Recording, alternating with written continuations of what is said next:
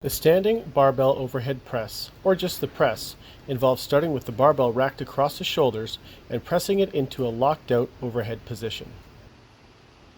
Hi, I'm Rich from PSP Edmonton, and this week we've been talking about pressing movements. What I'd like to do right now is talk a little bit about my favorite pressing movement, the overhead press. We're going to go a little bit more in depth in the short video that you just saw. So right now I've got Shelley here to help me out, and we're going to go through the setup and the performance of a rep. So what we're going to do is I'm going to get Shelley to adjust the bar. She's done this lots of times, so she knows exactly what she's doing. She's going to grab just outside of the shoulders, and for her, she knows a nice landmark for that is with her pointer finger just on the inside of that nerve. Okay? From here, she's going to rack the bar. And what she's going to do, you notice the bar is right across the top of her chest right there. It's in a really good position. She's nice and tight back here, so her chest is up as she gets ready to press. When she's ready, she's got her forearms perpendicular to the floor, so they're not flared out. They're not forward or back or anything like that. When she's ready, she's going to take a big breath in, and she's going to press that bar over top of her head to a locked out position. If you were to look at this from the side, you notice that the bar is directly over top of her shoulders, her hips, and then the middle of her foot. Go ahead and take it down for another rep for me, Shelley. That's perfect. So just going to talk about breathing a little bit. She's going to take a big breath in. Once the bar gets past her eyes, that's when she's going to exhale and push that breath out. She's going to go back down, do the exact same thing. Give me one more, Shelley. Good job. And then she's going to rack the weight.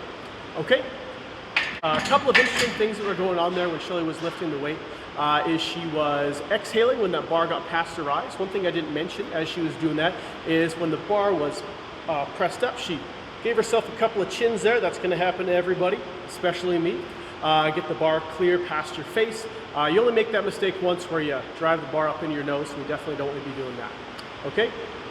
Another thing I want to talk about is the lowering phase. We're going to do that pretty much the opposite of the phase that we did on the way up. I'll get you to give me another rep and stay in the top for me, please, Shelley.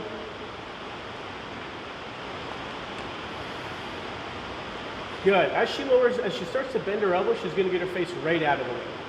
Perfect. She's going to move her face out of the way immediately. Go ahead and rack the weight there for me, Shelley.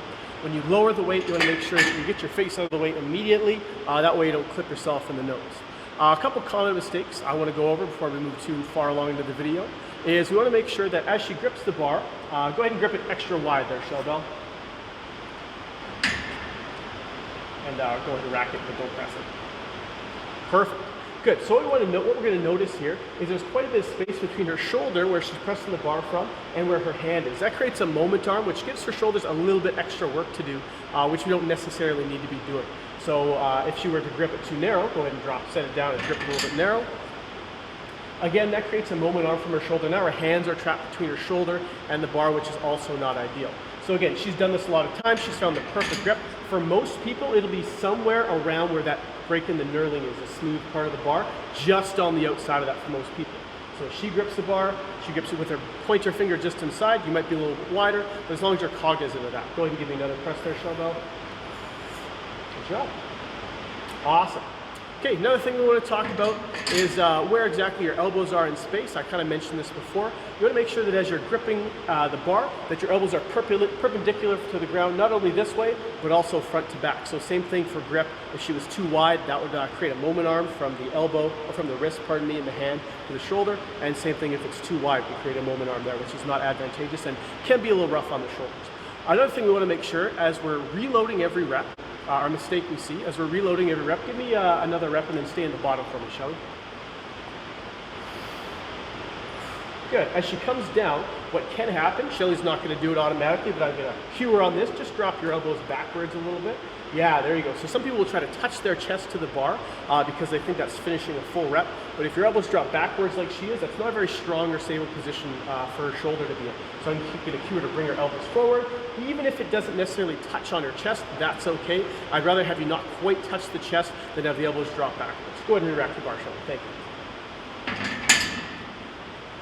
Okay, so that's pretty much all we have today for the shoulder press. I hope you enjoyed the video. If you have any questions, comments, concerns, just leave them in the comments, and we will see you guys next time. Thanks, Shelley.